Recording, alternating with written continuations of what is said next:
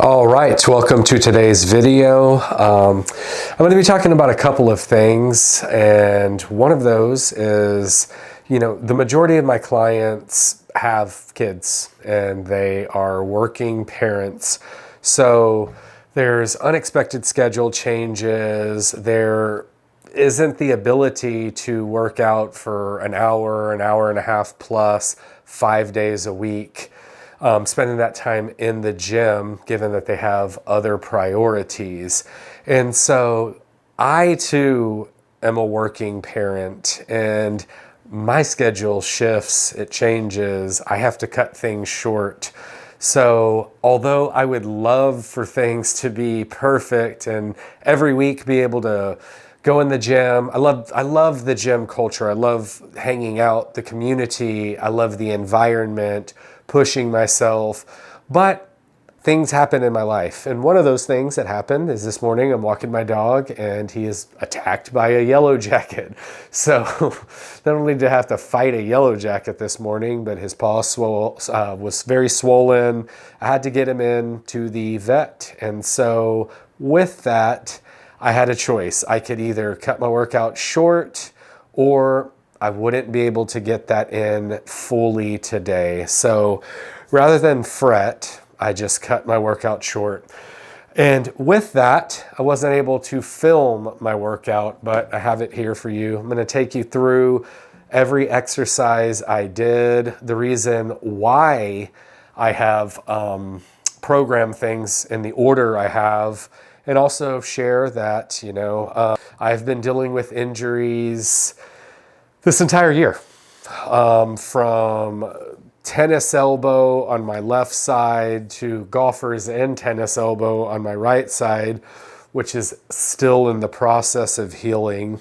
And last week I broke my big toe in 2 places after dropping a weight on my foot. So lots of adjustments, yet I still feel that my workouts have been high quality. I've still been able to improve on things I've wanted to improve. So all hope is not lost. This is part of the process. If you are planning on lifting for really, and I want to lift as long as possible, and I want my clients to lift as long as possible, this is how it all has to kind of fit. So the first exercise I did on the day is I have been focusing on back, on bringing up my back. I feel like it's one of my lagging body parts. So because that is the focus, I always include it first in my workouts.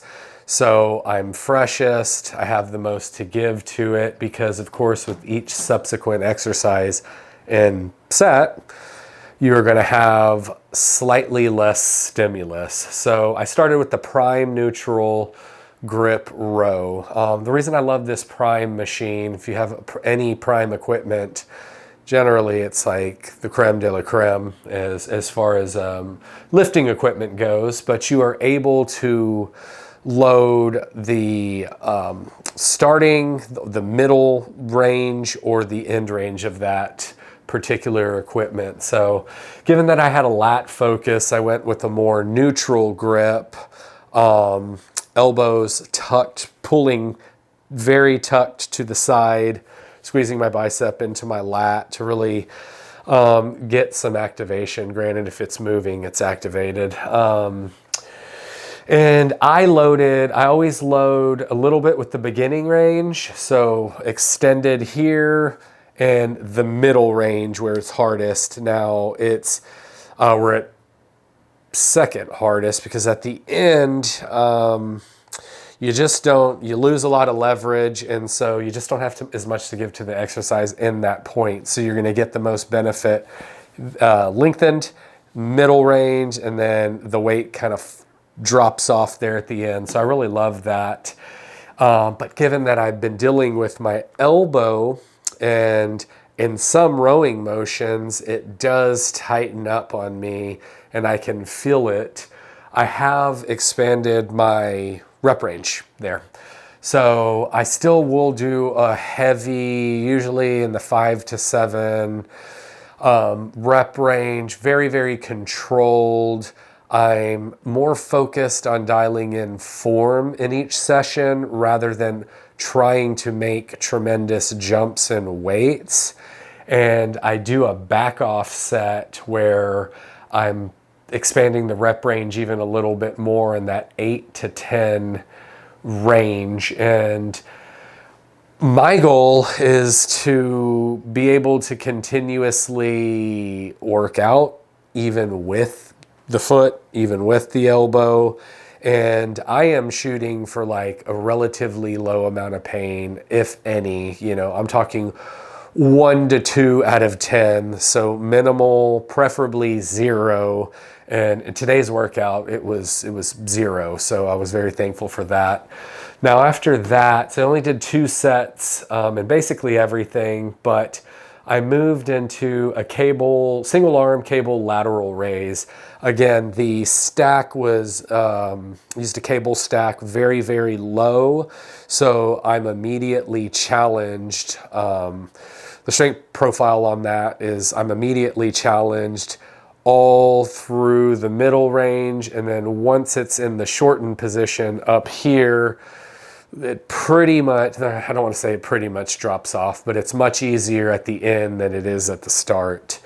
And you're going to see for my 4th exercise, I did a neutral grip shoulder press. And you might be wondering why I did the cable lateral raise 2nd versus 4th.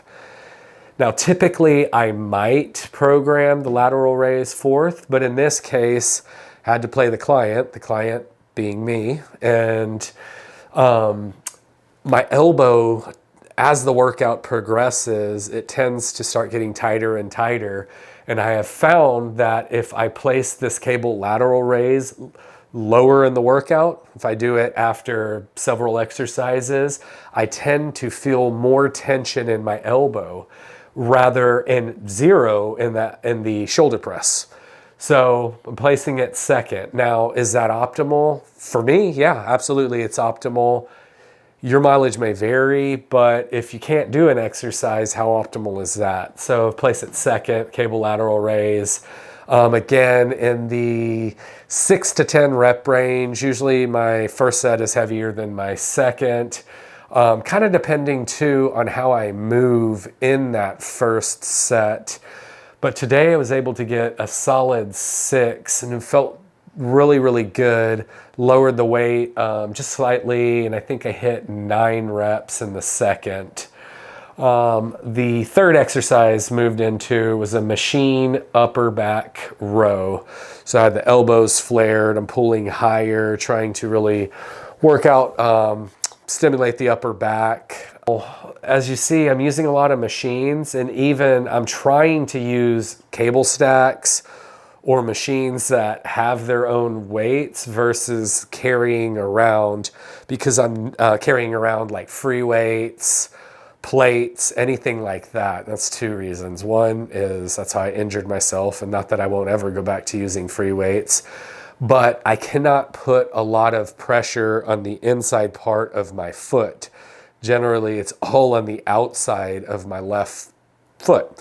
And so I'm trying to use machines where it's very easy for me to get set up and move and just focus on lifting in the form versus having to really, really secure myself via my feet. So that is kind of also why I've chosen a lot of these exercises. As I said earlier, the 4th exercise is a neutral grip shoulder press. I really enjoyed the, God, I cannot remember the name of the machine, but it converges up at top. And it's very easy for you to get set in. Has its own weight stack. It's very stable. You don't have to worry about really anything except lifting the weight, which is super cool. Hadn't been doing a neutral grip in a while, so I felt like that was necessary to add in. After that, I did only 1 set of the single arm dumbbell preacher curl, and that actually felt pretty good, but I was short on time, and These days, again, given both of my elbows, and I've had so much issues, I've really upped the reps, hitting in the 8 to 12 rep range, taking it very, very slow, working just within my range of mobility. And for me, on that preacher curl, I'm really just focusing on what everyone would say is the lengthened position, but it's also where you have the best leverage, and just really taking it, cutting off the range of motion right here. That's my mobility. And so I'm just working in this plane. I start to feel a little bit of tension as I'm pulling through. So I'm really not pushing weight at all. And with this last exercise, you actually see this is one way I'm testing as I've started to do some research into keeping my joints healthy, but also working through this tennis elbow, is doing occlusion training. So I'm banding my upper arm and doing really easy protocol on the dumbbell curl, use 10 pounds, and started out with 30 reps. So did 30 reps, rested 30 seconds, did 15 reps, rested 30 seconds, finished with 15 reps. The pump was ridiculous. Does that increase muscle growth? I do not know. But I also felt it was zero elbow pain on either side, for one, which is most important to me. But it was also a way for me to get more volume for my biceps versus throwing another set or two with the dumbbell preacher curl. So that's the rationale around that. I'm also going to be doing that with my triceps as well. I'm only going to be doing it for triceps and biceps right now. Later I may try something like for the quads, but at this point,